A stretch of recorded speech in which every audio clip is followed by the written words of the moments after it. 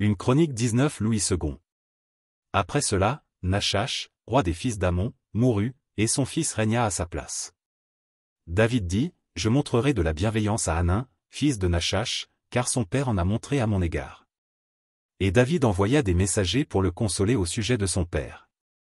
Lorsque les serviteurs de David arrivèrent dans le pays des fils d'Amon auprès de Hanan, pour le consoler.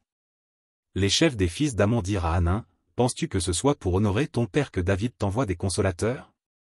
N'est-ce pas pour reconnaître la ville et pour la détruire, et pour explorer le pays, que ces serviteurs sont venus auprès de toi? Alors Hanan saisit les serviteurs de David, les fit raser, et fit couper leurs habits par le milieu jusqu'au haut des cuisses. Puis il les congédia.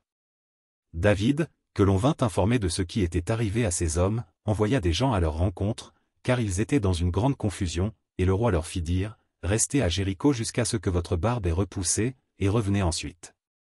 Les fils d'Amon virent qu'ils s'étaient rendus au Dieu à David, et Hanan et les fils d'Amon envoyèrent 1000 talents d'argent pour prendre à leur solde des chars et des cavaliers chez les Syriens de Mésopotamie et chez les Syriens de Maca et de Tsoba. Ils prirent à leur solde 32 000 chars et le roi de Maca avec son peuple, lesquels vinrent camper devant Médeba. Les fils d'Amon se rassemblèrent de leur ville, et marchèrent au combat. À cette nouvelle, David envoya contre Joab et toute l'armée, les hommes vaillants. Les fils d'Amon sortirent, et se rangèrent en bataille à l'entrée de la ville, les rois qui étaient venus prirent position séparément dans la campagne. Joab vit qu'il avait à combattre par devant et par derrière. Il choisit alors sur toute l'élite d'Israël un corps, qu'il opposa aux Syriens. Et il plaça sous le commandement de son frère Abiscaï le reste du peuple, pour faire face aux fils d'Amon.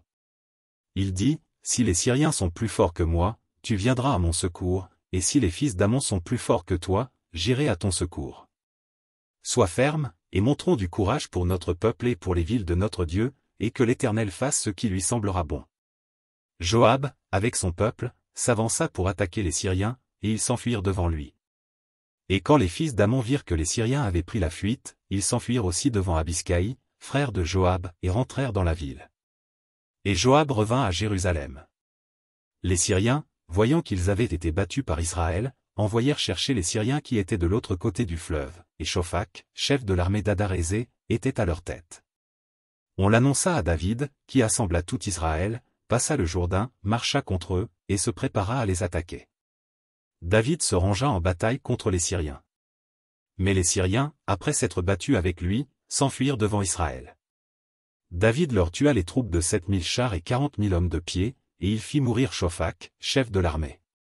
Les serviteurs d'Adarézé, se voyant battus par Israël, firent la paix avec David et lui furent assujettis. Et les Syriens ne voulurent plus secourir les fils d'Amon.